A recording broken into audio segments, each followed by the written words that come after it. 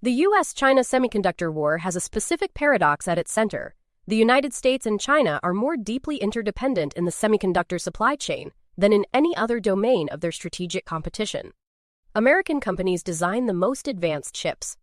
Dutch machines manufacture them. Taiwanese factories produce them using Japanese chemicals and Korean memory. Chinese factories assemble the devices that contain them.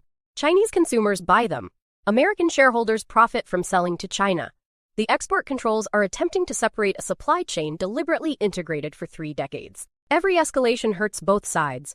Neither can fully afford the separation it is attempting to create. The series' 4th episode examines the most complex resource competition in history. Taiwan produces approximately 90% of the world's most advanced semiconductors, chips at 3 nanometers and below. Taiwan is claimed by China as sovereign territory. China has the military capability to blockade or invade Taiwan.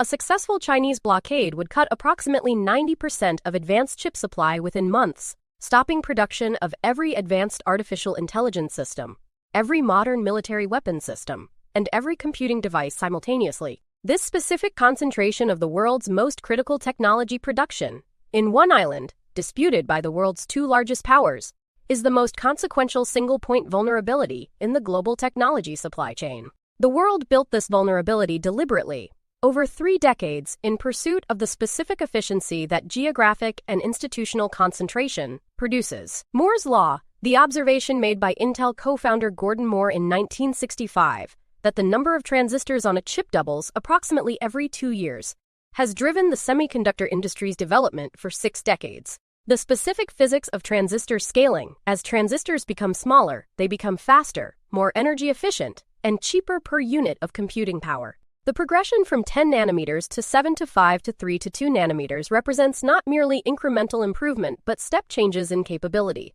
At each node, the chips produced can perform AI computations, military calculations, and communications processing that chips at the previous node cannot perform at equivalent speed or efficiency. The gap between the most advanced chips and the previous generation is not linear, it is exponential. China's current domestic semiconductor capability. The most advanced chips producable by SMIC, China's largest domestic chipmaker, without ASML EUV machines, is approximately 7 nanometers, using older deep ultraviolet lithography equipment that has been pushed to its technical limits through engineering innovation. China demonstrated 7-nanometer production in the Huawei Mate 60 Pro smartphone in 2023, producing one of the most significant intelligence assessments in the semiconductor war. China had achieved a capability that export controls had specifically sought to prevent. The gap between China's 7-nanometer capability and TSMC's 3-nanometer and 2-nanometer production represents approximately 2 to 3 generations of chip performance.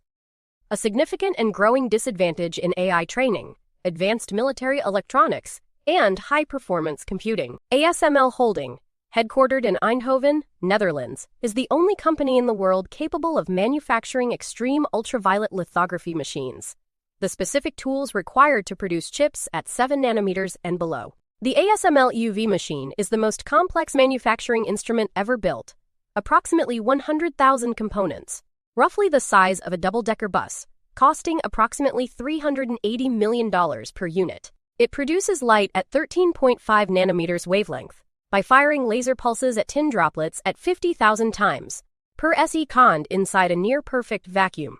The machine requires approximately 40 Boeing 747 cargo flights to ship to a customer. Approximately 500 companies across the global supply chain contribute components to each machine. No other company has come close to replicating it. The Netherlands' decision to restrict ASML EUV exports to China, formalized under American diplomatic pressure in 2023, represents the specific geopolitical instrumentalization of a commercial monopoly in service of a strategic objective. The Netherlands is a NATO ally and a significant trading partner of both the United States and China. The export restriction was not a Netherlands foreign policy initiative. It emerged from specific American diplomatic pressure applied through multiple channels over several years, producing one of the most consequential applications of American technology policy leverage in the post-Cold War era. The Dutch decision cost ASML an estimated 15% of its addressable market in China.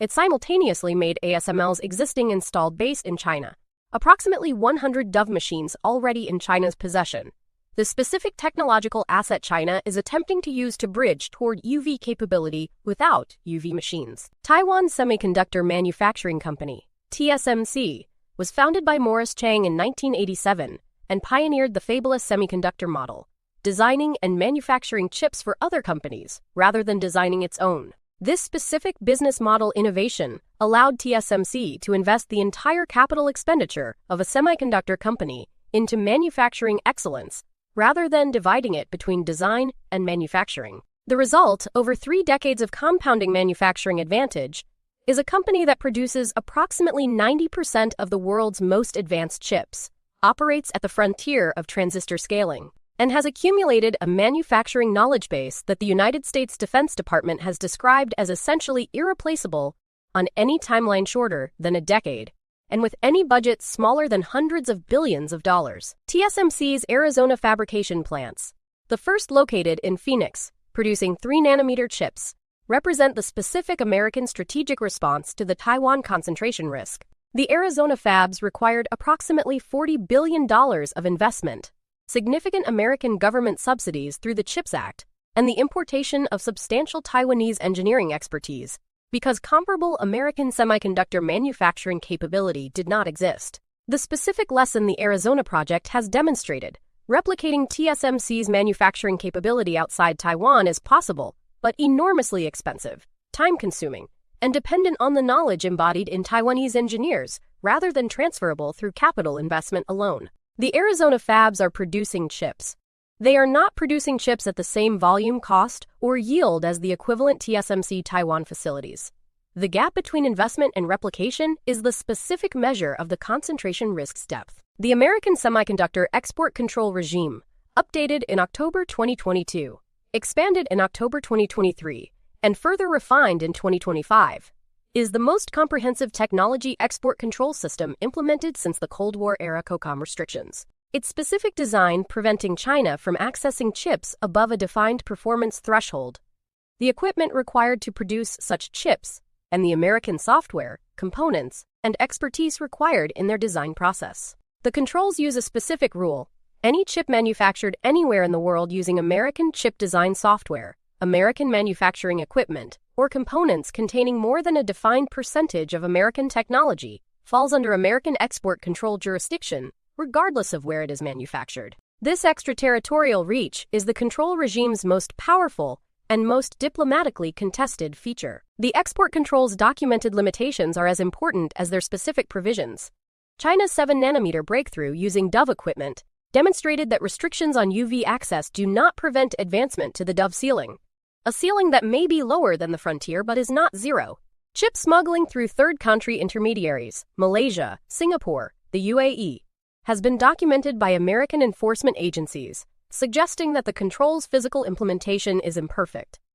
American chip design companies have lost significant China revenue and have lobbied for control relaxation. The Huawei HiSilicon design collaboration with SMIC is producing increasingly competitive chips within the Dove ceiling. The controls are slowing Chinese advancement. They are not stopping it. The gap they protect is narrowing, slowly, but measurably. The artificial intelligence chip war is the most consequential specific dimension of the broader semiconductor competition. Nvidia's H100 and H200 graphics processing units, the specific chips most commonly used for training large AI models, are restricted from export to China under American controls. The restriction's specific impact: Chinese AI development is constrained by access to less powerful chips, either domestically produced or acquired through restriction-compliant channels. Nvidia has produced China-specific chip variants, the A800 and H800, designed to fall just below the export control thresholds. These variants were subsequently subjected to additional controls. The specific cat-and-mouse dynamic between American chip companies, China revenue, and American national security interests is played out in the specific technical specifications of each successive chip variant. China's domestic AI chip development, principally through Huawei's HiSilicon division and Cambricon, a state-backed AI chip startup, has produced competitive results within the specific performance envelope that Dove-based manufacturing allows.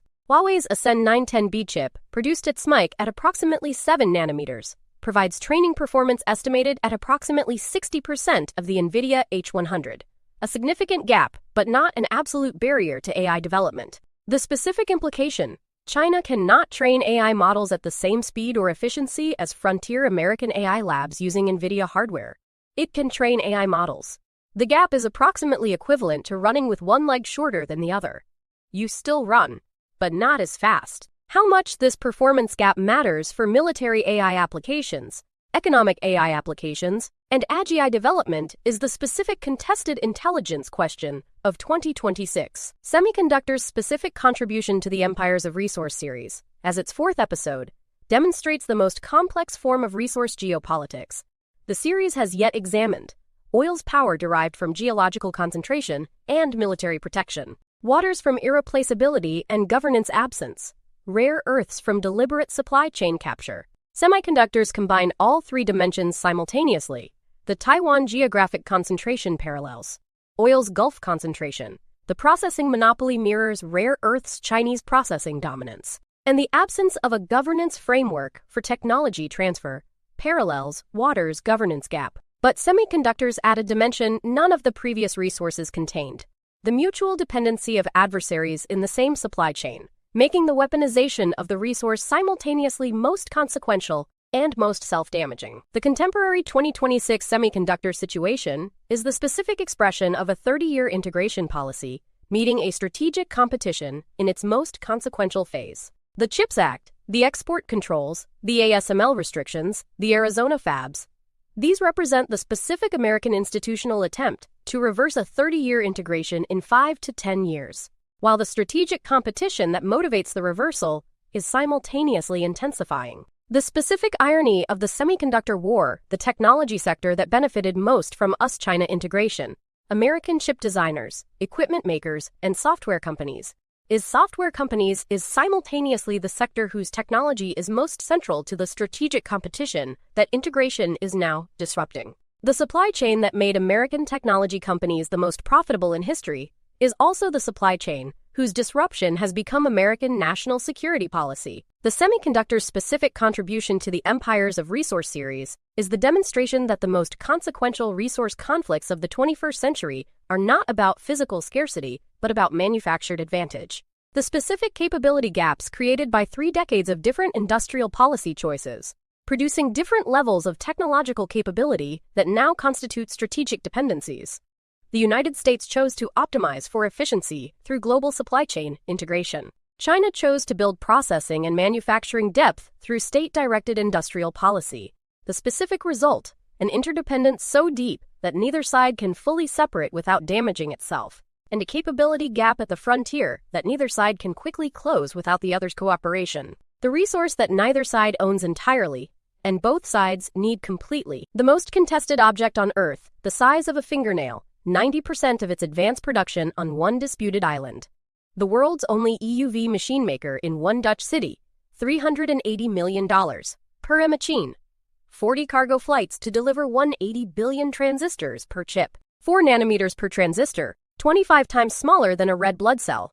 The export controls attempting to separate a 30-year integration. The Arizona fabs producing chips at $40 billion of investment and still below Taiwan's yield.